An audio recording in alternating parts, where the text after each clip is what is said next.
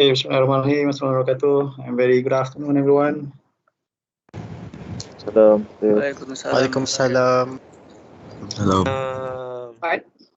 First of all, we are in the 8th day of Ramadan.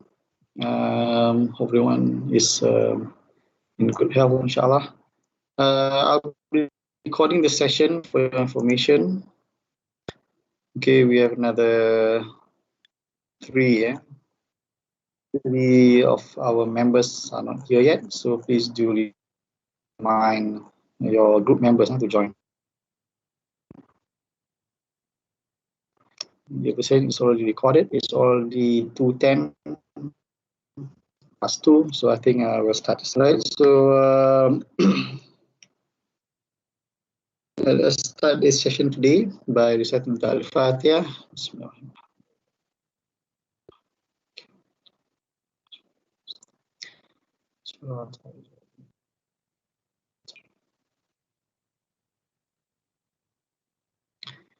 Okay, first of all, thank you very much, ladies and gentlemen, for joining our following session for the lecture of MEM634. Hopefully until today, you can follow the lecture session, and hopefully what you gain throughout this could be applied, could be used in the future. Okay, just some information before we start, while waiting for others to join. Anyone here knowing Cik Abdul Karim from anyone? No, sir. No. Basically, what do you call that? The field lab is basically in front of the ergonomic laboratory, level 4, block 2. Okay, just to inform you guys that he just passed away last Sunday, right?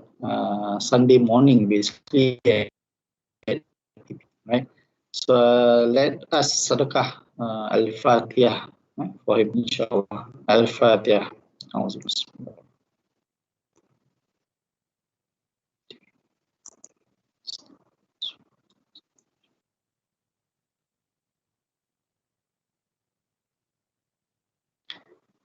Okay, is everyone ready for today's class?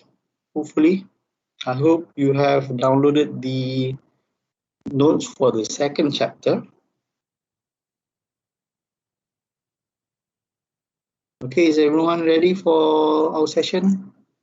Are you hearing me or lagging? Yes, ready, Doctor. Okay, right. So Yes, sir. thank you for the response. Okay, just checking the attendance, right? Okay, I'll be sharing my slides after this for the first subchapter of chapter 2. So what we have gone through previous weeks of the lecture is basically on chapter 1. Basically, it is trying to introduce what is ergonomics. Okay, how does ergonomics is related to the human operator. Okay, when it is required, basically when it is required to be considered, and the benefits. Okay, so I do hope until now you have some overview or some idea how does ergonomics helps the human race to improve their livings. So in this chapter 2, we'll look at the anatomy and also some of the human body. Okay, maybe some bit new to you, right? Because we are going to use several terminologies, okay, that are very common for medical students or health sciences students, right? Why we need to learn all this? Because basically when we relate ergonomics, we have to relate it with the human operator or the human beings. Okay, so I'll be sharing my slides, right? Hopefully you do have the same slide as mine. Okay, where's the slides? Wait.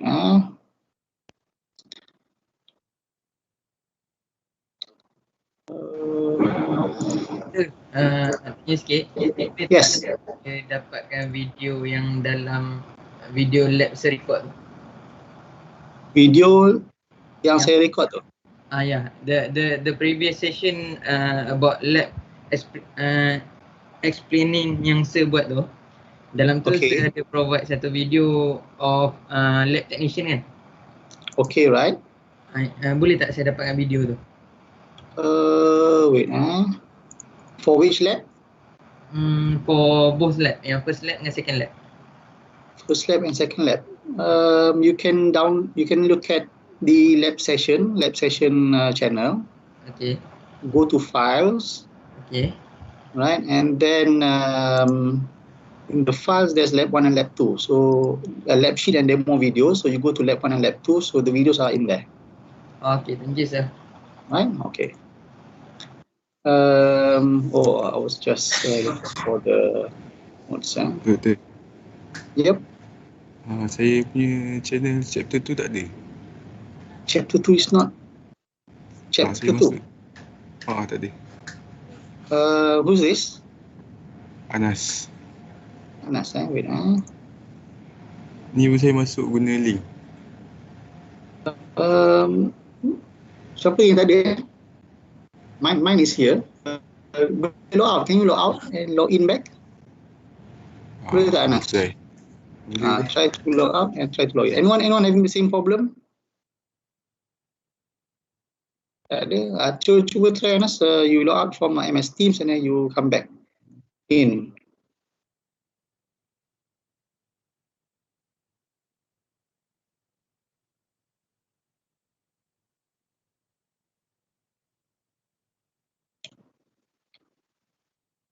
Okay, I'm sharing my screen.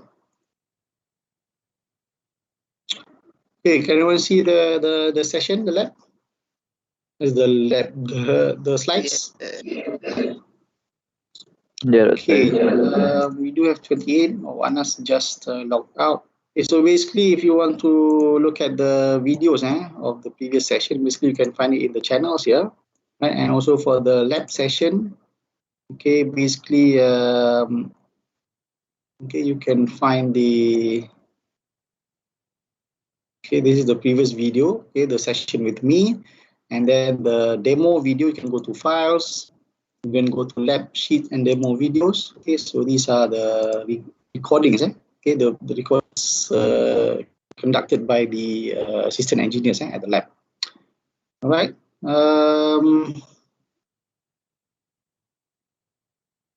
Okay, hopefully Anas has joined, right? Is Anas here?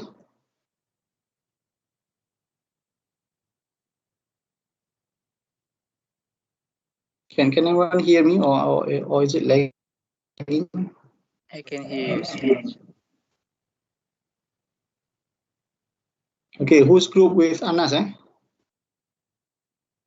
Maybe one of his group member can assist him. Maybe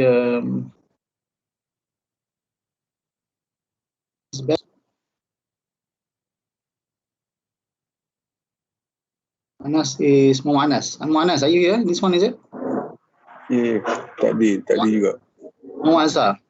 Muhammad Anas bin Azhar. Tak boleh juga Saya tak ada. You don't see this, is it? This chapter 2. Yeah, betul. Okay, chapter 1. Anyone others with the same problem? Say again. Only chapter 1, is it? Anas, yang kat bawah tu dia ada tulis hidden channel tak? Hidden channel. Where's the hidden channel? Oh, ada.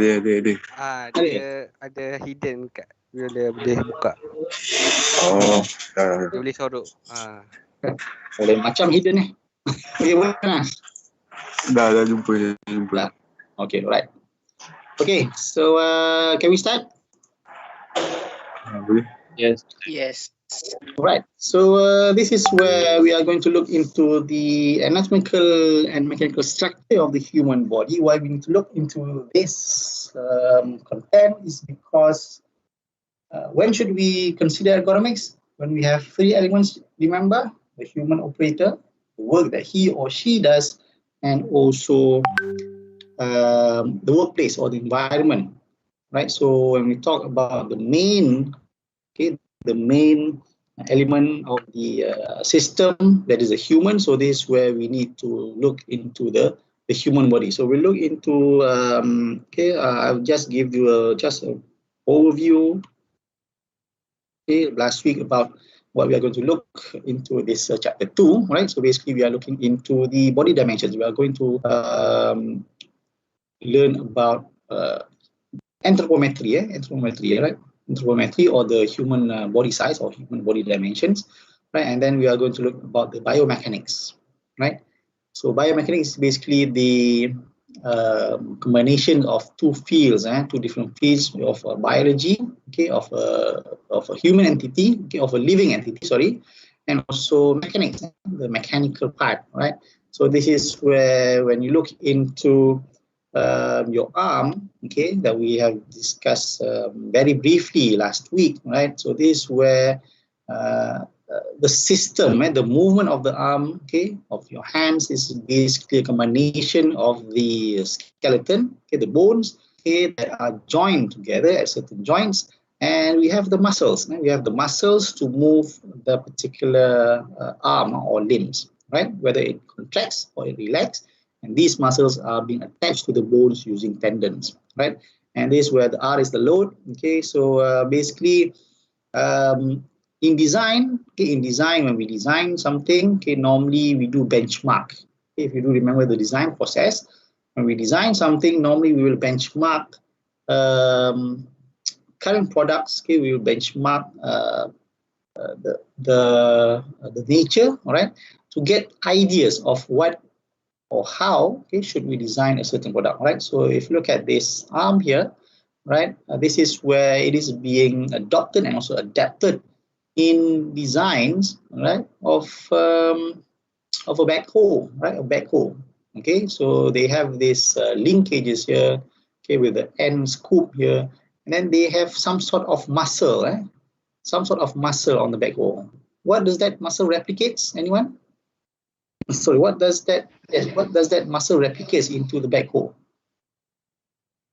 Anyone? Any idea? They don't have muscles. Hydraulic. Yes, they use hydraulic cylinders. All right. So whether it extend, or it extend, or it, what is the opposite of extend? Retract. Retract. Okay, right. Thank you very much. Right. Whether it extends or it retracts. Right. So same as the muscle, whether it contract, okay, or it relax. Okay, so this is where in design normally we will somehow benchmark whether it is on products or it is based on the nature. Okay, so this is just some terminologies of the of our arm. Basically, we do have the bones, the elbow, the joint there. Okay, where it reflects as the fulcrum. Okay, we do have the radius and ulna bone for your forearm, right, and also the fingers, right, with the weight. So this is where, through biomechanics, okay, researchers, right, engineers, sports scientists do learn a lot. Okay, do learn a lot. How does the body, okay, how does the human body basically functions? All right. So this is what we have looked last week, okay, about an athlete, right? See, so he's launching from starting block, okay, to start a sprint, okay, maybe a 100 meters or 200 meter sprint, right? And this is a lab setup. Okay, this is normally what you see in laboratories that involves these types of equipment, like motion captures, okay, EMGs, right? So force plates and whatnot. So this is where an athlete here, okay, is being set up with all these markers. You can see all these markers here, okay. And normally when we do use markers, okay, we do have motion captures, special cameras to detect all the movements of the body, and then it will translate it into a skeletal model, okay, in a software, and then these researchers can analyze, okay, the body posture, right? The positioning, okay, of the legs, cyclic, foot in, foot out, right? All these can be studied, right? So this is where sports scientists nowadays, even in Malaysia, including Malaysia, at ISN Institute Sukan Negara, they do this a lot, right? So that they can improve, the performance of our athletes, right? Well, you can say that the improvement is not 3 or 4 seconds better, but it is sometimes a fraction of 0.1 second or 0.2 seconds. So in sports, where speed, where time is very, very crucial, very, very critical, so a difference of a fraction of 0.1 or 0.2 is very, very, very, very big, right? So this is what you see. Okay, so in this picture we can see, okay, there's a video camera here, right? And there's what do you call this, motion capture here, and someone at the desktop, okay, with the software maybe. So they're looking into this particular athlete, of how does he launch from a starting block, okay, in a sprint, right? So I would like to share, okay, this video here, okay, of Usain Bolt. You know Usain Bolt? I do hope you do know who is Usain Bolt. He's the fastest man in the world, gold medalist, Olympic, for 100 meters, 100 meters sprint, right? I need to reshare it back again with audio. Sorry, right, with audio. Okay, can you hear this? Can you hear that? Yes. Yes, doctor. Yes. Okay, right. So let's look at this video together, okay, and see how does biomechanics, it basically is being used to study the body movement. All right.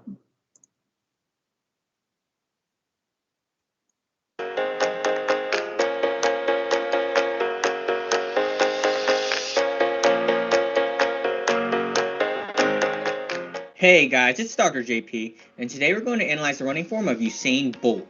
He's widely considered the greatest sprinter ever. He currently holds the world record for the 100 meter and 200 meter race. In this video, we will go over different aspects of his running form during the 100 meter and take a peek at what makes him so fast. First, let's take a look at the start. Now, Usain Bolt has been criticized for having a weak start, but it's definitely not as bad as some people say. To analyze it, let's take a look at Usain Bolt's famous 100 meter race where he broke the 100 meter world record. First, let's simply look at path deviation during the start.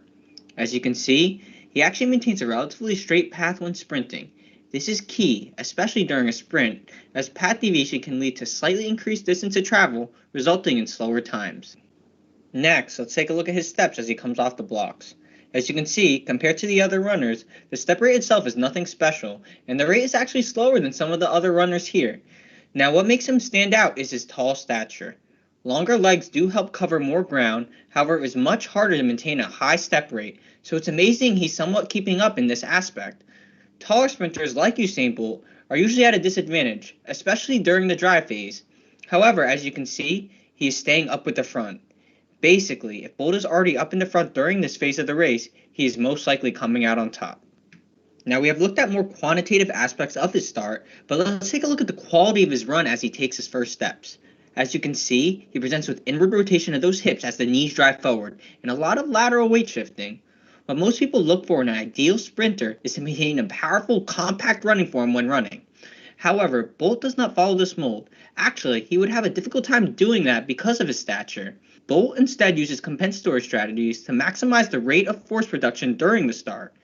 Many people usually think of muscles acting in one plane, which is forward and backward. However, there is also the frontal plane, which is side-to-side movement, as well as the transverse plane, which incorporates rotational movement. When Bolt pushes off the ground, you can tell he really uses that rotational component. You can see this as when he drives the leg forward, the knee goes inward, but then when he pushes off the ground, you can see it quickly straighten out, showing that he's pushing through the hips with some external rotation to balance it out. This little twist allows for more force produced from the legs, allowing for a stronger drive forward. Now, this type of movement affects the whole chain of the body, including the upper body. Because he basically pushes off the ground backward and slightly out, It also adds a lot of lateral weight shift side to side, as well as increased trunk rotation to counteract that huge amount of rotational force coming from the legs. Now, would this type of movement significantly limit his potential? Probably not. Even with the huge side-to-side movement, he still maintains a straight, narrow path when running, as we mentioned earlier. Would slightly decreasing the lateral trunk movement lead to improved efficiency in terms of biomechanics? Maybe, but the improvements may not be as game-changing as people would have originally thought. Now, before we move on to looking at specific components of his running form after he transitions from the dry phase, let's quickly take a look at overall components of speed, which is stride frequency and stride length. Now, speed is never constant throughout the entire race and differ during different portions of the race. In this case, we'll look at when Usain Bolt approaches top speed at the 60 to 70 meter segment at 12.19 meters per second. During this segment, he presents with a step rate of around 270 steps per minute. This is pretty decent, but at the most elite levels, it doesn't really stick out. He makes up for this with his step length. Based on a few calculations, he presents with a step length of 2.7 meters. That is probably one of the longest steps taken in this type of event.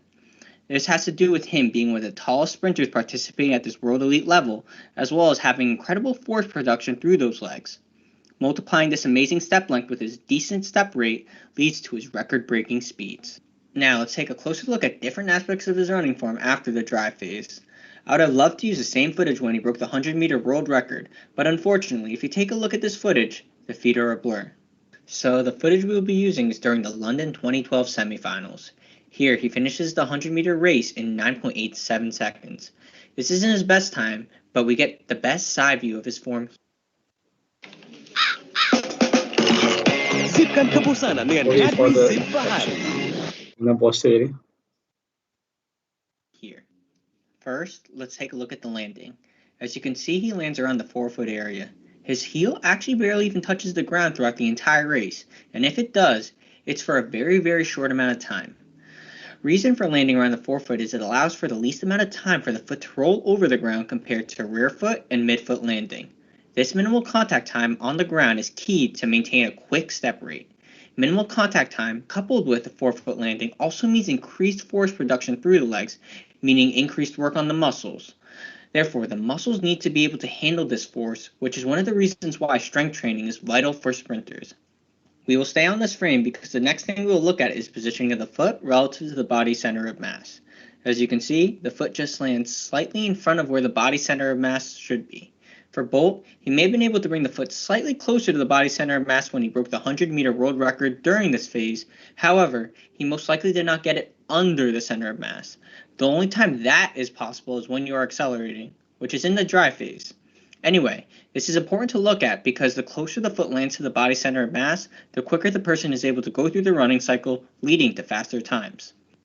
Next, we will look at how the foot moves from when it first makes contact on the ground to when it pushes off. Besides appreciating how much movement he's able to do in such a short amount of time, what I'm looking at now is how far he's able to bring back those hips before the foot pushes off the ground. Reason why I look at this is sometimes sprinters overemphasize step rate, and they sacrifice backside movement of the hips in order to achieve a certain step rate. When this happens, power is lost during push-off, decreasing step length, and it may actually affect step rate as well, as the lost power could have translated to increased speed to bring the leg forward. For Bolt, you can see he brings his hips into extension prior to push-off, therefore he optimizes power generation from each stride. Now, we will look at vertical oscillation, which means the amount of up and down movement that occurs as he runs. As you can see, contrary to the lateral movement we talked about earlier, he actually does not present with much vertical movement at all as he runs. This is good, as minimal vertical oscillation usually leads to decreased stress on the joints and improved efficiency during running. However, the cause of this may be more predicated to the quick step rate he is able to maintain throughout the race. As usually, the quicker the step rate, the decreased vertical oscillation that is seen. Now, let's take a look at hip mobility. Here's where he presents with peak hip flexion, and then peak hip extension. As you can see, he really optimizes usage of his legs during running. This allows for that smooth cyclic motion of the legs as we saw earlier. One reason for being able to extend those hips like that also has to do with his ability to maintain a slight forward tilt. I don't mean forward bending the trunk, but rather the whole body. As you can see, he presents with a pretty decent forward body tilt of 22 degrees. This aids in slightly improved momentum forward, as well as positioning for improved activation of the hip extensors, leading to increased force generated. Next, let's move on to the trunk. I already mentioned that he keeps it upright as he runs, but let's take a look at the front view, this time from when he broke the 100-meter world record. As I mentioned earlier, he does present with lateral side-to-side movement, but now we will take a closer look at it as he runs down the track. If you look closely, he actually presents with more push-off from the left leg, causing a more lateral trunk shift to the right. This is most likely due to the left leg actually being a half-inch longer than the right leg due to his scoliosis. From a biomechanical standpoint, this technically leads to decreased efficiency, but I am so happy this didn't discourage Bolt from running. Even with this, Usain Bolt proves that you can still become the fastest man in the world. Moving up to the arms, let's take a look at shoulder mobility. By placing some markers to show the range of how far his shoulders moves when he runs, you can see he has great shoulder mobility. This is important, especially in sprinting, as this type of arm movement is needed to help counter the high amounts of rotational forces produced by the legs. Now taking a look at the front view, you can see that he also keeps his arms relatively close to his body and his arms barely cross midline. Finally, moving up to the head, you can see from this view that there is very little forward and backward movement going on. He keeps it relatively stabilized in a neutral position. This allows for improved core stability to help maximize force produced from the legs with minimal energy leakage. However, as everyone knows, he never maintains this position as he starts looking at his times and celebrating toward the end of the race. Honestly, I would do the same thing if I ran those times too. And that's it for the quick analysis of Usain Bolt running the 100-meter race. This was definitely a bit longer than my previous videos, but I really hope you guys enjoyed it. If you did, please like the video and leave a comment on what you thought. If you want more content, you can also follow me on my Instagram and Facebook. Anyway, as always, thank you for watching.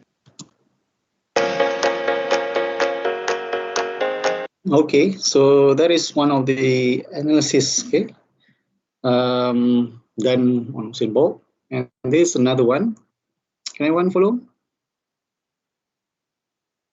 Yes, doctor. Right, so you can see here, there's many people, there's lots of people out there that analyzes the running technique of Usain Bolt, right? So let's look at this before I throw you a question after this. Here's a look at Usain Bolt's running technique. Let's begin by playing the clip through in real time. Now let's play it back to see what he does the same as every other runner. First, he passes through the running pose. Then he falls from support, and finally pulls his foot from the ground. Now let's conduct a frame count. Freeze it at initial contact and let's begin the count. 1, 2. It took 2 frames to arrive at the running pose. Starting the next count. 1, 2. His frame count is 2, 2. This is the ideal count at a frame rate of 60. Finally, we'll assess his execution of pose, fall, pull. First up is pose. Upon landing, you can see he's very close to beneath his center of mass. Second is fall. This is the key to this record-breaking run. He maintains the running pose as long as possible in order to produce this aggressive falling angle of 21.5 degrees. Third is pulling. He pulls his foot off the ground slightly behind rather than in the direction of his hips. This results in a cadence that is slightly lower than ideal. If he corrected his pull timing and direction, which would increase his cadence, he could drop his 100-meter time to as low as 9.11 seconds.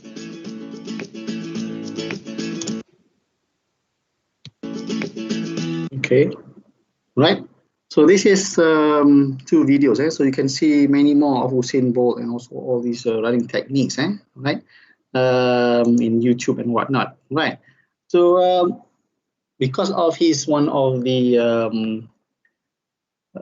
gold medalists, Olympic gold medalists for 100 meters and 200 meters, right? So people are studying on his posture, his running technique, all this biomechanics movement of him, right? So just a question to throw out to you guys. Right? Do you think Usain Bolt runs with all these techniques, right? Or he just run as how he just runs? Anyone? Any idea? whether he applies all these techniques, all the fall and whatnot, all these steps and whatnot, or he just run how he normally runs. Anyone would like to give some opinions on this? Anyone? Maybe that is For me, it is his talent. Talent, all right? Talent. So it means that he runs as how he runs, right? Is it? Yes. Okay, others?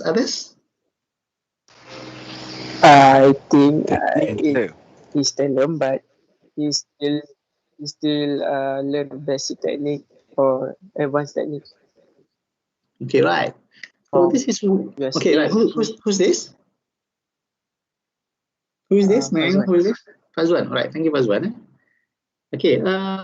So thank you for the opinion. So some said one of you said that it's talent, and then Fazwan said it's also talent, and also he learns about new techniques, advanced techniques, whatnot, right? So this is where sports scientists comes in, okay, where biomechanics studies comes in, right? Where maybe before Usain Bolt sees all this video, he himself do not know about all this, because he runs as how he does run normally on the track, right?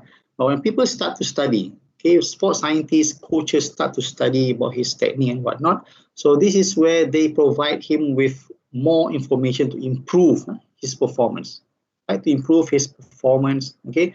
So this is where one is talent, yes, that's correct. And the second one is through this biomechanics study.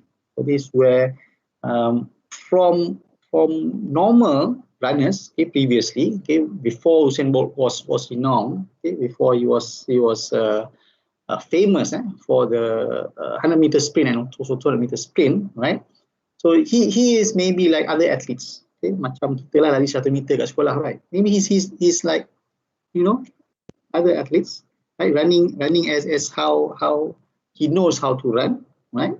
But then when these sports scientists starts to study on these biomechanics, okay, on the techniques, okay, on the right position, right posture and whatnot. So this is where, right? This is where he could improve his performance, right? So this is how biomechanics study could help athletes especially, okay, and also other people's, right? Physiotherapists, okay, doctors, okay, on how to improve the performance. Like you guys.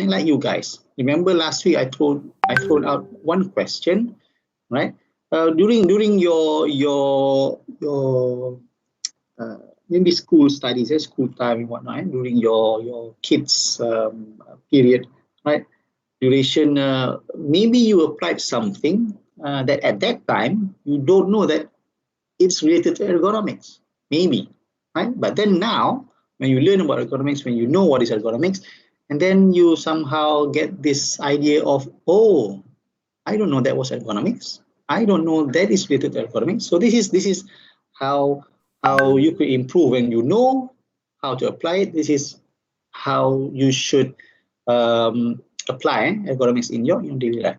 Like when you put a cushion on your back, okay, to support your back, okay, when you are sitting, when you are driving and whatnot, right? So basically, where you should put that cushion, where you should put that pillow, right? So this is a question, right? So you put it to comfort yourself when you are sitting, right? But after you learn about ergonomics, after you learn we look into the spinal your spine, right? Your backbone after this, right? So this is where you will know, oh, it should be located somewhere around L3, L4, and also L5, right? Because that is your lower back. So this is where you could further improve, you could further improve your sitting posture, right? So this is how biomechanics do help, okay? Researchers, sports scientists, engineers, doctors, physiotherapists, okay? You can just name it, okay? People that has to do with the human movement, okay? The study of human movement. So this is how biomechanics do comes into the scenario, all right? So you can just go into YouTube and look more into videos on biomechanics to further understand about biomechanics. Right. For me, biomechanics is not that that alien to me lah. Okay, because previously I was taking biology for my pre-university studies, right? Because I was planning to take medicine. So, but because of several factors, okay, especially my pointer, right, and then the matriculation program and whatnot. So I thought that if I took medical studies, maybe I will be offered maybe not medical, but maybe pharmacies, dentist, maybe, or maybe on the X-ray or something like that. Right? Things that I'm not that interested. So that's why I opted to engineering. Okay, especially on design, because I like art a lot. Okay, I can draw portraits and whatnot. So I like things that could be drawn and whatnot. Okay, design. So that's why I took CAD/CAM engineering at UC Malaya. Right. So if I were to be a doctor, medical doctor, so I would like to be a specialist in orthopedics. Right, orthopedics. Why? Because during my school time, I did injured my left thigh. I had a muscle tear, and also I injured my knee. I have done my ACL reconstruction. Okay, anyone playing football here? Anyone playing football here? Because semua jenis baca buku, buat study. Right. So who's this just now? Farid. Farid, you're playing football. Any sports injury that you have experienced? Yes.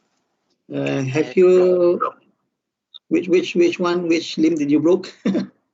Both. Legs, is it? Ankle? My wrist. Your wrist. You are a keeper, is it? No. Okay. Then how did you broke your wrist? I fall down. You fell down, right? Yeah. Due to a tackle, is it? Yes. And you landed on your both hands. Is it? First hand is different years. Okay, so you experienced two different sport injuries, is it? At two different times. Yeah. Yes. Okay, right. That's interesting, right? So I thought you were a keeper, biasa keeper ni. If you look, kalau you tengok Shaolin Soccer, dia punya rebatan tu, dia patah tangan kan? Itu power. Okay, so I had a left knee injury. Okay, ACL ligament tear.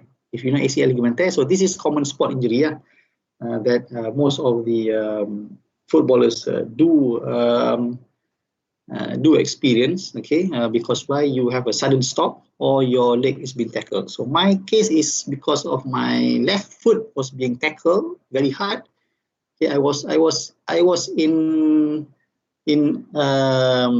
an action to cross the ball using my left foot. Okay, and just imagine I was swinging my left foot before it hit the ball. So there's a defender slide into my left foot, and my left foot swing back up, and it locked, it popped out, and happens to be the ACL ligament torn off, right? So from there, this is where I would like to be an orthopedic surgeon. Konon kan, tapi main banyak sangat kot, right? So jadilah doktor PhD right? But still I'm in the ergonomics or the human factor side, right? So it is very interesting. So talking about this human body, right? The anatomy, the biomechanics, why we need to learn about all this, because we want to improve the human lifestyle, right? The human beings' daily lifestyle. Okay, you need to study on something to improve that thing. So you need to study on the human to improve the human, right? So that's why we've looked into Leonardo da Vinci, the Vitruvian Man, right? The Ibn Sina's notes, okay, on the human anatomy, right? Why all those ancients we call what we call them? Ilmuwan terdahulu lah, right? Why they study, they operate, okay, they check out the organs and whatnot. Why they study all this? Because they want to know diseases. Okay, what happen if people die because of this? Okay, so that they can try to come up with a procedure or cure to prevent such disease from spreading and whatnot, and also how they could improve the human performance, for example, right? If you go to Korea, anyone have been to Korea? Anyone have been to Korea? I've been to Korea once. So in Korea, right? This is not about North Korea, eh? You cannot go into North Korea. It's about South Korea. If you go to the city of the Korea, what is the name of the market? Anyone have been to Korea? Yeah. There's a famous market in the central city of Korea. In Malaysia, it's like Petaling Street lah, Petaling Street in KL, right? If you look at the stores there, right, all those stores there, every 2 or 3 stores, okay, there will be cosmetic shops, right? After 2 or 3 shops, okay, there's lots of shops there, okay. After 2 or 3 shops, there will be a cosmetic shop. So in Korea, cosmetic is a very blooming industry there, right? In Korea, people want to look much more prettier, much more handsome, okay, compared to others. Okay, and I've heard that Korean people, right, youngsters especially, okay, they must have done at least one plastic surgery, okay, or at least they have done some what do you call it? Is it surgery? They have done some procedure on their teeth to make their teeth look much more better, right? Like us, we wear, what do you call that? Braces, right? Braces on the teeth. So in Korea, so that is very, very common, right? So people want to look much more prettier, much more handsome, right? So this is where before these doctors do all these procedures, they need to know which part, which muscle, right? Which injection should they put in and whatnot? Okay, which skin to cut and whatnot. So this is where they need to study about the human being themselves, right? So in the terms of ergonomics, all right, we do study on the biomechanics, we do study on the human anatomy, because why? Because we want to know how could we improve the human operators, right? So in the development of this area, right, we can see why we need to look into the human species, the human being, because we evolve, right? Have you heard about the Darwin theory? Anyone have heard about the Darwin theory? I've heard about it, but I haven't read it. Have you heard about Darwin theory? You hear me? Yes. Right? What does the Darwin theory? Evolution. Wait, I need to reply a message for a while.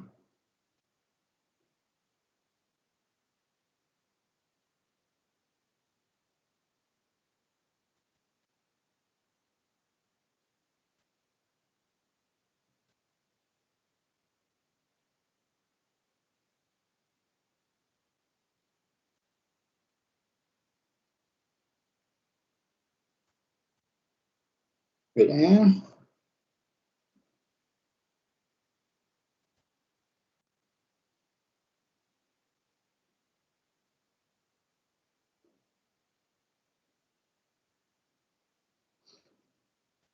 Right. We are talking about the Darwin theory. What does the Darwin theory says? Can you hear me? Yes, sir. Yes. Right. What does the Darwin theory says? It says that human evolves from Monkey. monkeys. Apes, monkeys. All right. So we don't basically accept and agree on that theory, because why? If we do, we won't have apes, or we don't have monkeys anymore, right? In the zoos or in the bushes and whatnot. Because why? Because eventually they will become human, right? So because of human, we do evolve. Since zaman Nabi Adam alaihissalam, from several references, they say that his chest, dada Nabi Adam, what is the length of his chest? Anyone? Have you heard about these stories of our prophets? What's the length of his, the breadth of his chest? Anyone? Are you following me? We have 30 students online, but can I have some responses? Right. What is the length? Anyone? 70 hasta. Pernah dengar tak? Right? Dada saja 70 hasta. So just imagine the height. Right? So from that, the first human being being created by Allah Subhanahu Wa Taala and being sent from heaven to the earth. All right? So there's references saying that his chest is 70, what is hasta in English? 70 hasta lah, 70 hasta, right? So just imagine his height. But now, what is the average height of Malaysian? 5 feet 6, is it? 5 feet 6 or 5 feet 7, something like that. 160, 165. Right, so just imagine how did we evolve from such height until now? And if you do look at maybe your brothers or your sisters in Form 1, for example in Form 1, or sometimes I do go to schools, to sekolah menengah to give some talks on vehicle safety and whatnot. And when we bring the simulator and these schools students do come and try on our simulator, sometimes I do ask the students, ni form berapa form 1 ke? So kecil small too small. Dia pun macam rentap juga form 1 ni saya form 4 je. Right, form 4 very small, right? Why? Because we humans, we do evolve, right? We are different from one another, right? So that's why we need to look into, we need to study into the human beings, right? And in the evolutions, basically, variations of our body basically do occur, right? Whether among our body ourselves or among other peoples and among other races or among other people from different continents of the world, right? Because you can see those people in Europe, those people in the US, they are much more taller than us, and we here in the Asian country are much more smaller, right? So there's lots of factor, and among others is the food that we consume, the nutrition that we consume, and also it is due to genetic. Right, so in Africa, they trace people, right? They trace people, from Africa. They have dark-colored skin, right? They are skeletal. Their body is a bit. I'm not saying not different, but the variation is there. Right? So this is where people study about the human, about the human body, about human skeleton, about the human body system, all these muscle system, blood systems, right? Because why? Because we do want to improve, we do want to improve the human beings. What do you call that? Not lifestyle. The human being. What's the terminology? I forgot the terminology. Just say that the human beings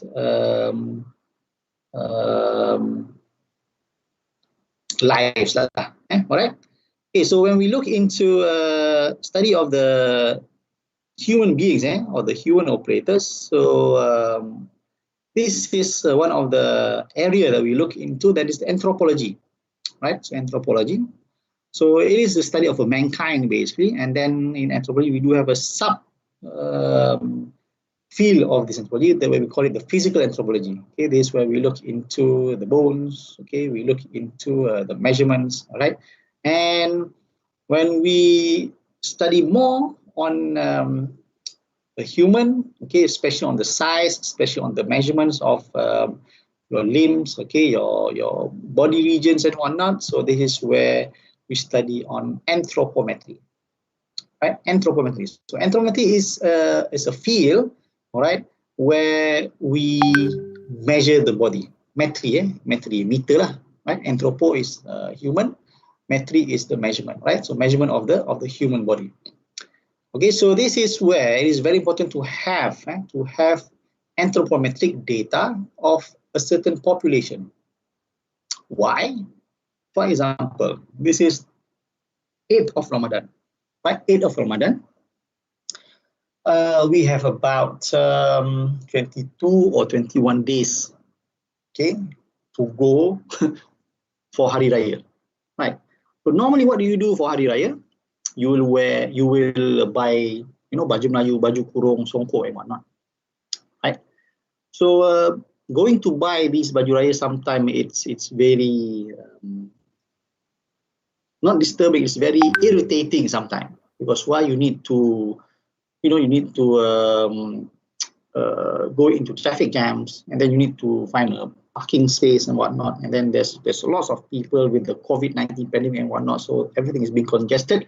So maybe you would like to just order your baju Melayu or your baju kurung. Like just a comp check. Can you follow me? Are you hearing me? Yes, doctor. Yes, doctor. Okay. So maybe you'd like to buy it from the internet, Lazada, Shopee, whatnot. Right? Or you just place an order, make a what you call it, kirim from your siblings, whatnot, that wants to go to Jalanta, maybe, right? No, Jalanta is very happening. I do like to go to Jalanta a lot, right? And then maybe at Jackal or whatnot, right? Or you are the type of person that doesn't like crowd. There are people like that, Dia semak je, right? So maybe you will just say to your siblings or whatnot, nanti can you buy me a pair of baju Melayu, let's say green color, and then the size is M, right? How do you know that M fits you? So this is where anthropometric data comes in. You do have the range, right? So M is something like this. This is the size. L is like this, right? But different population, different people from different countries and also different continents, normally they have different sizes. Okay, like M here in Malaysia is maybe S for those in the UK, right? Or those XS, extra small in the US. But L in the US, maybe for us here in Malaysia, is maybe XL or maybe double XL, right? So this is where anthropometry is very, very important, right? So this is where we learn about the study of measurement of the human body, right? So this is where we do measure the body size, okay, so that we can get the population's data. And for your information, in Malaysia, we don't have yet a solid Malaysian anthropometric data, okay, for male and also female. We don't have yet. We do refer to Japan sometimes, to China, to Singapore, right? Indonesia, but we don't have our own. Why? Because the procedure to take all these measurements are very, very tedious. Very, very tedious. Why? Again, because all these measurements are being collected manually using what? Using an anthropometer. Right? Anthropometry is the study, is the discipline. Anthropometric is the data. And to measure that data, we use an anthropometer. We do have the anthropometer at our ergonomic laboratory, right? It's like a normal, what do you call it? Vernier caliper, but it is much more bigger with all these measuring instruments and whatnot. Okay, very conventional, and you need to measure all the body regions manually. Just imagine you yourself measuring someone, and the person that is being measured, you need to stand up, okay, for quite some time, okay, and this is the problem, right? So in the other class, or the economic class, I said to them, it is good if we could have one system, like 3D scanning system or laser scanning system, okay, like they use in airports, like in the UK, right, to scan passengers, right? They go into this some sort of a cylindrical space. Okay, they put out their arms, and then laser scanner will laser their body. But that is just like an X-ray scanner. They want to just X-ray your body if you are bringing any prohibited things, okay, with you, right? so they can see whether there's a knife in your pocket, right? There's something suspicious in your pockets and whatnot, right? But this is talking about one patient, one respondent going into that scanner. He or she puts his or her arms up, right? And then the scanner will scan the body, and instantly the data of your, your head circumference, maybe your shoulder length, shoulder breadth, right, your legs length and whatnot, are instantly being taken and stored into a database. So we don't have that yet. We don't have that yet, right? So it's good to have. Maybe inshallah we will have that. Maybe in another couple of years. Maybe you are the engineers that will design those type of machines, right? So this is where things will be much easier to take all these measurements from the respondents. Because why? Because you cannot just measure 1 or 2%. You need to measure hundreds or maybe millions of people to represent one population, right? So talking about measuring methods, right? So for example, when you want to measure a person's stature of a person, right? When he's standing lah, okay, ketinggiannya, right? So when you measure when he's standing upright, or he's standing stretched, right? Or when he's leaning with the back flattened, okay, the buttocks and shoulders are touching the wall, or when he's lying, basically all these four will give different readings. Right? So that's why we do need standard method to measure all these anthropometric data. So that's why we do need to use those anthropometer. Right? So using a standard equipment, okay, standard not device, standard equipments, okay, to measure will somehow reduce the errors. Okay, so this is how and why we do need a standardization in measuring the anthropometric data. Right, so among others, what are being measured? So this is taken from the Chroma ergonomic book. Right, so these are some of the body regions. Okay, not body regions. These are some of the attributes that are being measured, okay, throughout the body regions. Okay, for instance, the height, the breadth, the depth, the distance, curvature, circumference, reach, and whatnot.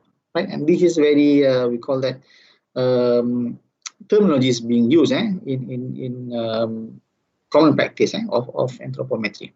Right, and then when we do measure the human body, we do have these terminologies, okay, of planes and measuring planes. We do have the transverse, frontal, and also medial. Right. So basically, the transverse is dividing between the top and also the bottom, right? The top and bottom. The frontal is dividing between the back and also the front and also the rear. And also we do have the medial that cuts, okay, or segmentize a person between the left and also the right sections, right? So these are the terminologies in common being used by medical students, by health sciences students, right? So maybe it's something right, something new to you, right? Like ACL, anterior cruciate ligament. So the name is basically cruciate ligament, right? But where it is positioned in the front, anterior. We do have another ligament at the back of the knee. We call it the PCL, posterior, okay, cruciate ligament, PCL. And we do have another ligament on the side of the knee that we call it the MCL, medial cruciate ligament. So my brother, my younger brother, played rugby. So he's a rugby player, right? With Star, okay, Star College, Sekolah Star, Sekolah Tengku Rahman Perak. Also played for the state, right? So one day he injured his left knee, left or right? Right knee, his right knee. So what happened? He torn off all his 3 ligaments on the knee. Okay, because he was in a hard tackle, okay, in a hard tackle by one of the opponents, and he snapped his knee. So his ligaments, the 3 ligaments, the ACL, the MCL, and also the PCL, were torn off completely, putus terus. Like mine, my ACL, okay, it was torn off 90%. There's only a 10% of ligament remaining, right? And when I did a scope, so it looks like tali guni tu, satu tali guni tu, it looks like that, okay, because you do have all those urat-urat dah torn off and whatnot, right? So this is where right, we do need to have, okay, we do need to know all these terminologies, okay, to differentiate, okay, which body part is being measured, okay, what body part is being measured, okay, and using what type of measuring methods, okay. Right, so these are the planes, okay, and we do have the bones, okay, right. It's not for you to memorize and whatnot, just to have an idea, just to know which bone, right, your patella, right. So this patella of mine, of my left knee is basically being the tendons, the tendons of the patella. It's not the tendon, is it? Yes, sorry, not tendon, the ligament.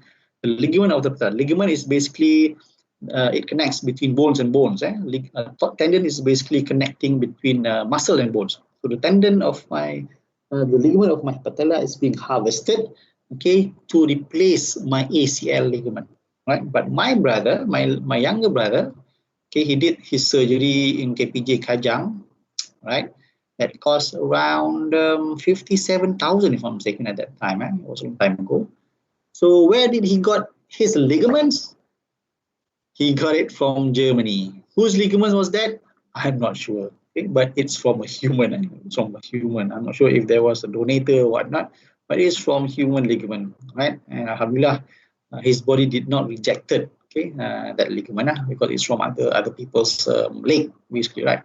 Okay, so this is where just to know which muscle, which which bone we are talking about, right? So when if you are in the ergonomic field after this, after you go to the industry, right?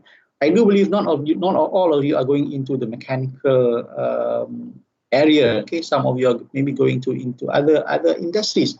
So maybe if you are located in a health science institutions or whatnot, okay.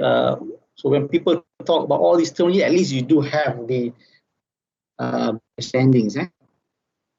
Right, so these are some of the bones. Okay, you do have the fibula, the tibia. Okay, kata tulang keting dengan tulang betis, right? And we do have the femur. Okay, the thigh bone, tulang peha, right?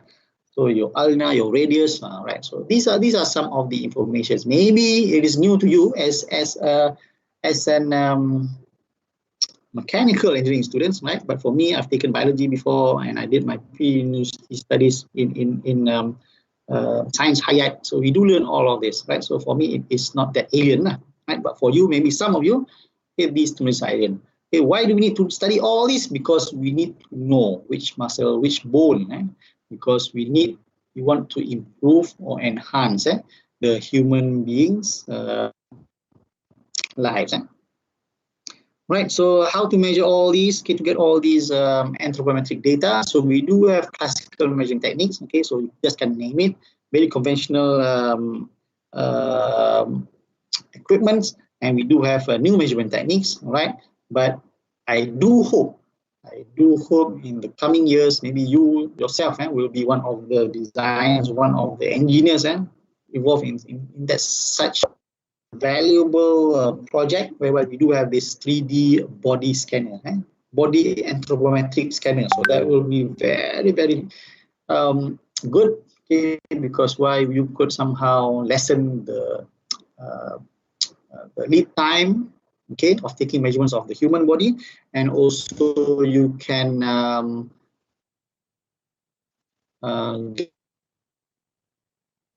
get much more accurate measurements. Right now, to look at contractors, previously how do they measure your? Let's say you want to make a kitchen cabinet, okay, for your house. So they want to measure the length, okay, for certain wall to wall measurement. So normally they will use a measuring tape, right? But now, okay, it is very common to have a laser measuring device. Right? Have you seen it? And you just can get it, I think, from some sort of laser measuring device. Right? You can get it, just simply get it from the hardware. Right?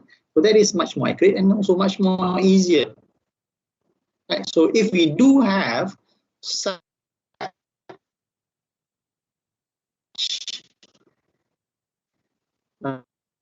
device to scan his body, right? Right? And do not think of an FIP project to do this. Right? It needs a very detailed study on how to take. Any questions so far? Can you follow me? Yes, Right? sir. It's quarter past, right? Lambat lagi nak berbuka. Mungkin ramai tengah baring-baring sambil dengar kuliah. Right? Okay, so let's look about some of the anthropometric data that are available, right? So this is from Jürgens and also 1990. Where were you in 1990? Were you born yet? What year were you born? Not 96. 90? What year were you born? 97. 97, right? And we did have 1998, the Commonwealth Games in Bukit Jalil. Masa tu you baru umur 2 tahun, 2-3 tahun. So at that time, I did manage to go to Bukit Jalil to join the carnival. It was very hectic, it was very happening, right? It was very, very fun at that time, 1998 Commonwealth Games. And I'm not sure, I think we do have the archa, the panggil archa, is it? What do we call archa in English? Not arch, kan? Itu.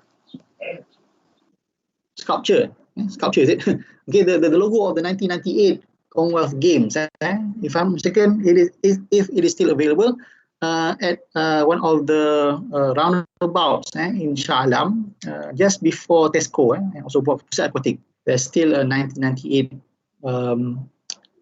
logo for the Commonwealth Games. It is created from the bunga raya. So it is still there. I think it is still there until now.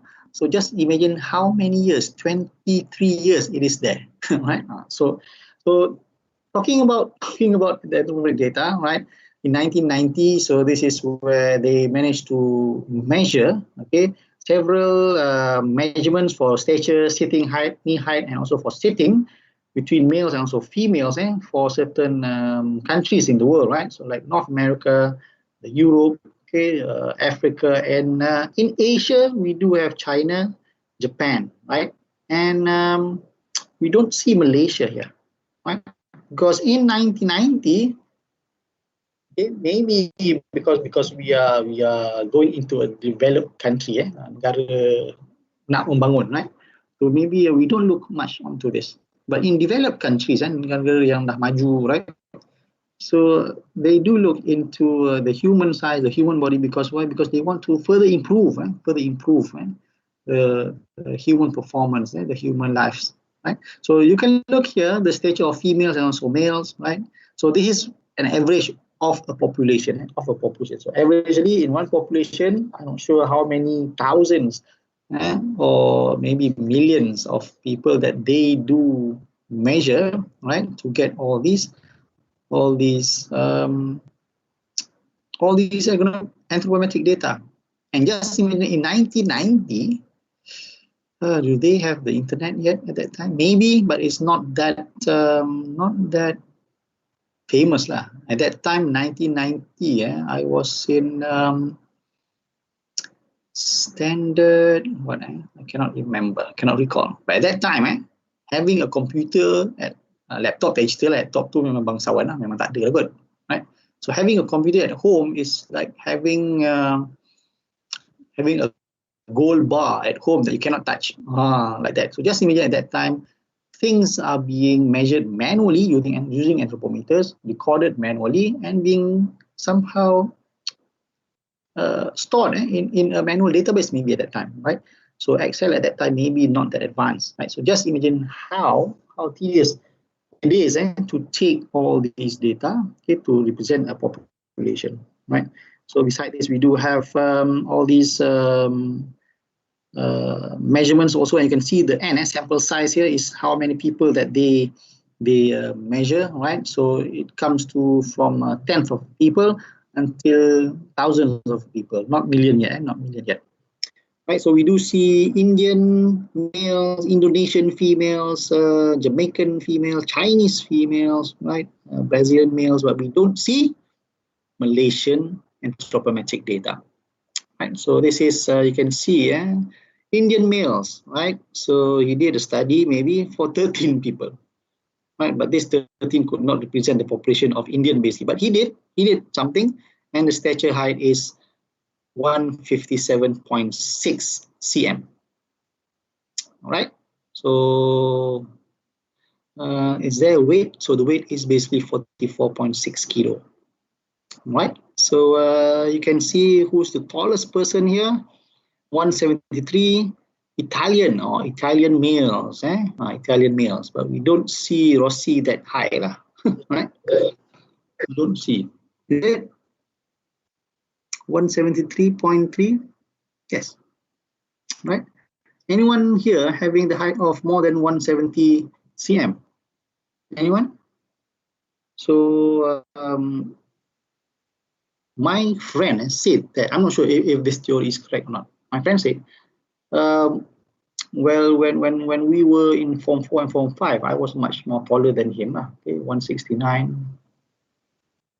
But then after we finished our studies and I met him back, so he became much more taller, and he said there's a theory saying that if you jump more, so he likes to play basketball. And he do jumps a lot, right? So there's one study saying that you can increase your height with maybe a couple of cms, okay, by playing basketball, right? I'm not sure how true it is. Okay, so this is some of the data, okay, and where you can get it from lots of references, and these are from the Cromer book, right? And you can see this is quite old, quite old, 1991, 1987. Okay, this one Egyptian female, 1987, right? So 4,000 plus, right? So they say that Egyptian females, so their height is about 160.6. It's about our average female height of Malaysian, something like that, right? Okay, so what makes an anthropometric data different? Okay, when you measure it, when I measure it, when other people measure it, what makes it different? Okay, what makes the data from Selangor measurements and, for example, Selangor measurements and also from Kelantan measurements are different? Okay, because there are some variability that we need to consider. Okay, that involves the measurement variability, intra-individual, inter-individual, and also the circular variations. Right. So measurement variability. So this is very, very common. Okay, maybe the sample size. Okay, maybe your instruments. Okay, your equipment. Okay, maybe how do you store the data? Right? Is it pen and paper? Okay, if you store it with pen and paper, maybe it will fade out. Okay, an 8 will look eventually like a 0. Right? A 7 will eventually look like 1. Right? So something like 4 or 2 maybe will look like 5 maybe. Right? So this is where these are some of the factors, some of the errors, not errors, differentiations between data. Okay, that makes it different from one another, right? And also what type of statistical analysis that you use to treat the data. And then besides that, we do have intra-individual variability. What is intra? What is intra and inter? Right?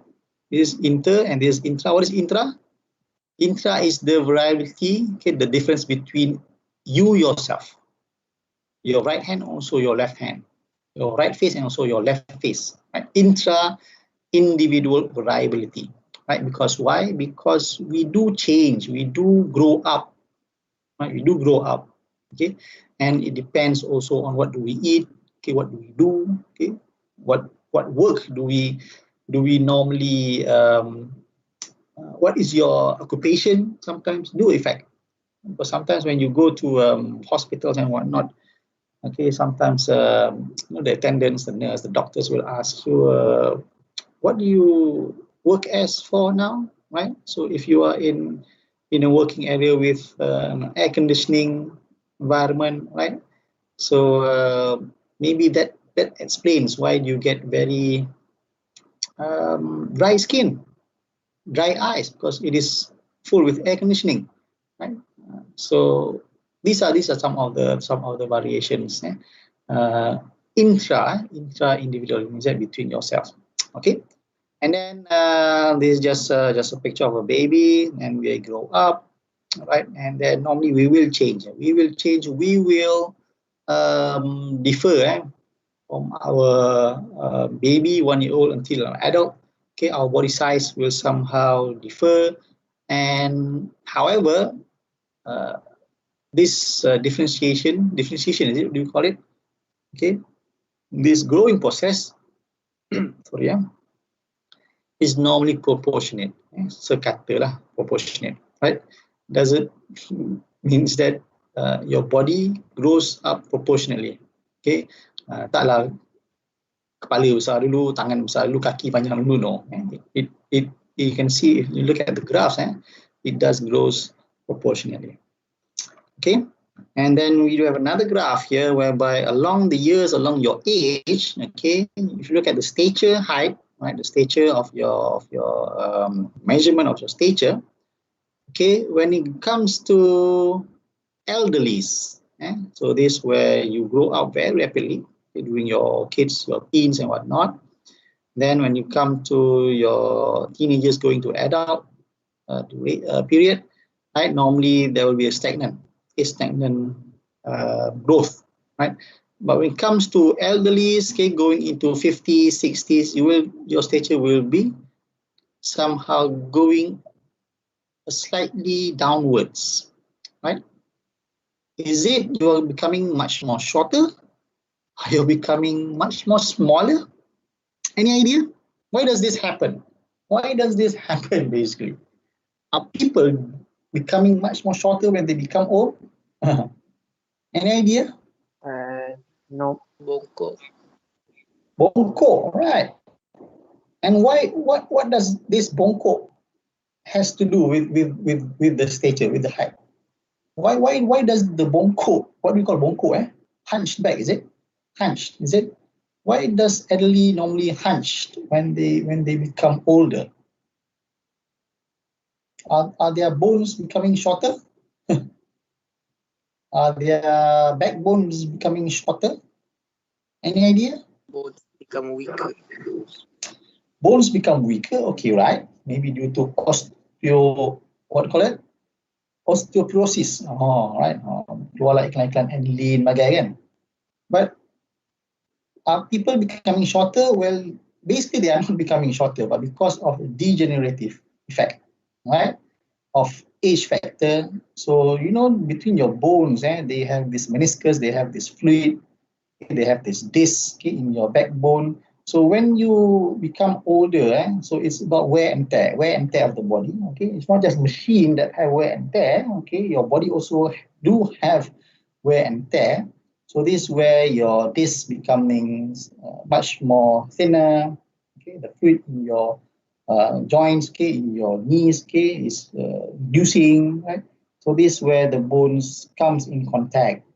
So it's not becoming shorter, but the joints. So this is where you could see, right? This is where you could see people or all elderly people's get knee pain, back pain, right? Or pain on the joints, okay, because of these factors, right? So this is intra-individual and this is inter-individual. So this is very, very clear, okay, because why? From one and another, even if you are identical twins. Is there any identical twins in this class? Any identical twins? Now you know? Male or female? No? Right? No. I happen to have one identical twins joining my class. That was the first and the last. I'm not sure if it is the last. Right? But that was my first, and I haven't had any identical twins yet until now. So it was during, I think, 2009, 2010. Okay? They were two male identical twins, very same, the same face, the same voice, the same haircut, right? And they will sit in front of the class, okay, the first row, okay, males. And it's very hard for me to identify which one is which, right? And especially when it comes to tests, right? So maybe his brother or his younger brother could somehow menyamar kan, right? Jadi abang, jadi adik ke, right? But even though they are identical twins, they do have the same height, the same haircut, the same voice. They carry the same bag. Sometimes they wear the same shirt. Right? Twins kan? Kembar seiras. Male, lelaki. But they do have different measurements of the body. They do have, okay, maybe by a fraction of 0.5 mm, maybe, but it is still different. Okay, so this is where inter-individual variability do affect the anthropometric data. Okay, so this is just some picture to show you how people do differ from one another. Okay, the body size, okay, the body type, okay, and also the body height. So you can see here, right? So Brad Carrot is 6'8" Jim Carrey is 6'2", right? So the Rock here, Dwayne Johnson is 6'5".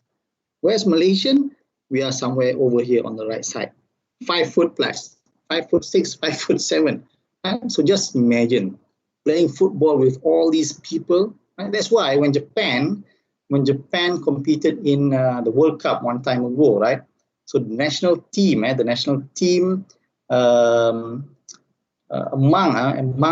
the factors that the Japanese regulated, okay, to be in the national team is the height.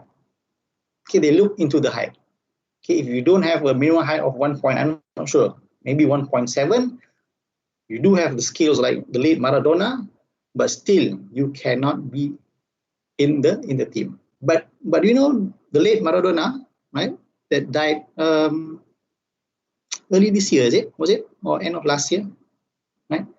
So one of the legendary footballers, besides Pele, right? So Maradona is not that high. He's very short man, short player, but his skills are very, very excellent. But that is 1 in a million, right? But to be in reality, right? When you play sports, okay, that have physical contact, okay, you need to be robust. So this is where the body size is very, very important. So that's why in Japan, when they competed in World Cup for the first time, the national team, if you look at their body size, it's somehow like the body size of the European or the US people, right? Because they really take care of those talents. They really give healthy foods. What do they eat? Okay, the exercise that they do, so that they get this, I can say, ideal height, so that they can compete with those footballers and also opponents, right? So these are some of the other body dimensions that you can go through, right? Okay, so again, all these are being measured manually.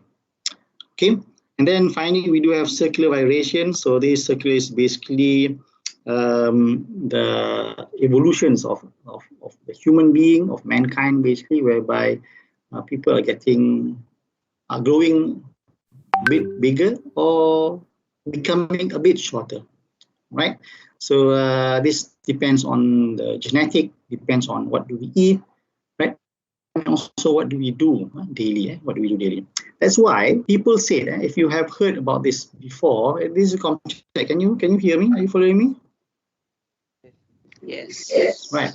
So this is, I've heard about this before. They said that technologies somehow cause the human evolution, okay, to be not in the positive side. Okay, perkembangan manusia ni tidak memihak kepada yang kepada kebaikan lah, right? For example, you know, when you look at all these movies, cerita dulu, when they have these powerful powers, that they can see things much more far away, they can hear much more noise much more far away, like Superman, right? So at that time, people at that time, those, for example, Red Indian people, right? So this is because they don't have the technology. So this is where their body adapts to these situations. But when people started to invent telescope, binoculars, and spectacles, So somehow those that cannot see things far away, they can wear the spectacles so that they can see it much more closer, right? So when humans starts to evolve, so the genetics starts to develop, right? Until when people start to develop all these things, so they cannot adapt all these conditions. For example, when I was this is macam direct analogy. When I was in my primary schools, sometimes I go to school using bicycle, right?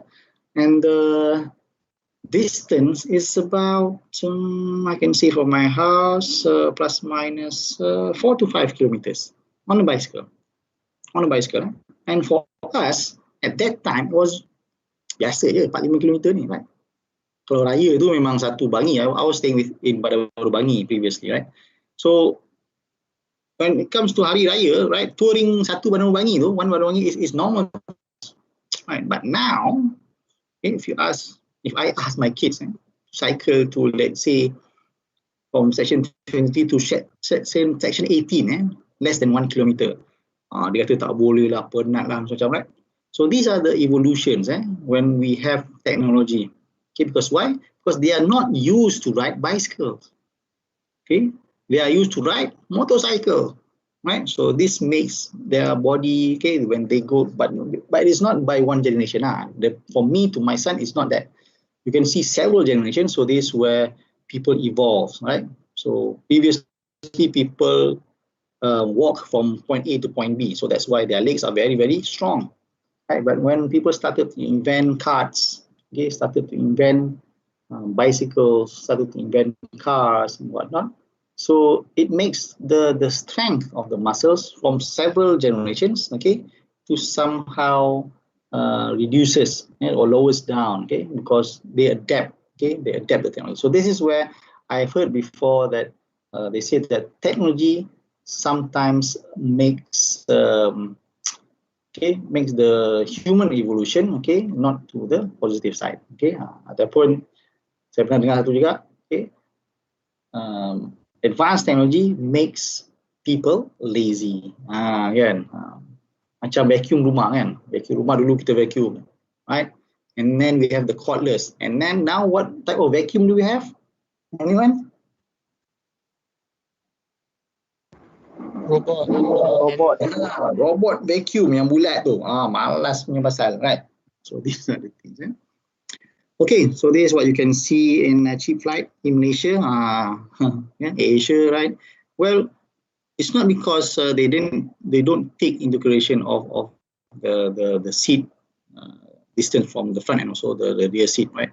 But because they want to maximize the numbers of passengers, but at least they have some space that they have considered. Okay, so this is a normal.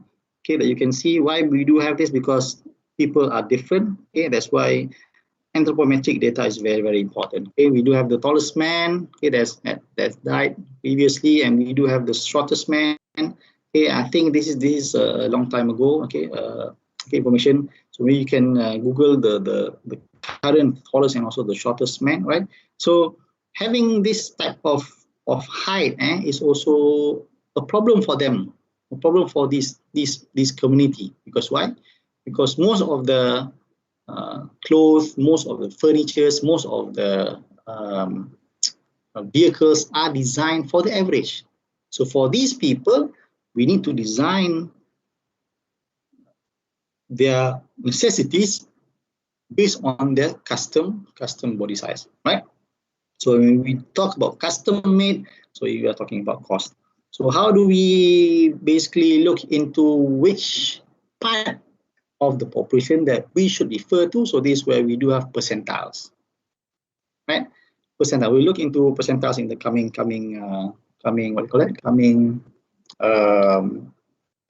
lectures. So just to introduce you about percentiles, we do have the 95th percentile, we do have the 5th percentile, and we also do have the 50th percentile. Right? So 50th is basically the average, 95th is the most, and 5th is the rarest. Okay, so it is between the tallest and the shortest, and also the average. Right? So how does percentiles helps designers? So basically they help them, in looking into which portion of population that they should refer to, right? Or which population that could fit their design, right? And also, okay, percentiles also determines their body dimensions, okay, and also which percentile should we refer to in terms of whether it is for the maximum, whether it is for the minimum, whether it is for average, or that particular design or product could be designed to be adjustable. Okay, for example, your car seat, right? It could be adjusted, right? The backrest, okay, it could be reclined or inclined. Your seat pan, it could be pushed forward or backwards. Okay, for people with longer legs, they would like to push the seat a bit back. Right? For those with shorter legs, shorter legs, maybe would like to push the seat pan a bit more forward. Right? So you can adjust the height of the steering wheel. Okay, and also the attachment of the seat belt on the side of the B pillar. Right? So this is where we need to look into when we design something, which percentile should we focus, right? Like your door, your room door, your house door, right? Can it be adjusted? No, right? But how can everyone can go into that door, right? But I do believe that this tallest man could not go into that door. Right, so these are the things, and these are the things that you should look into. Okay, so again, okay, these are some of the definitions taken from the book Cromer, right? Some terminologies, okay, when we talk about anthropology, also anthropometry, right? And you can see in the US, right? It started from World War I when people started to, if you remember in chapter 1, okay, the US people started to look into their soldiers' body size. So that's where the ergonomics awareness came into, or started to spread, because they wanted to design, the helmets, the attire, the bags, the weapons for the soldiers so that they can fight and win the war and whatnot. So this is where they started to study on the human body, on ergonomics, okay, and also on anthropometry, right? So you see, look at the stature, okay, average stature, height of these people, okay, in the US, okay, right? So you can see, well, it's about 8 to 9 cm much more taller. Well, it does evolve, right? So you can see from 20 or 1800, okay, from 1800, so people over there is about 170, 172. For us in Malaysia, that is quite tall, right? But then when people start to evolve, okay, for about 100 years, is it? Okay, so this is where, okay, the height became and reached up to 180 cm, 180 plus cm. Okay, people in the US. Why does this happen? This is a prediction, right? Why this could happen?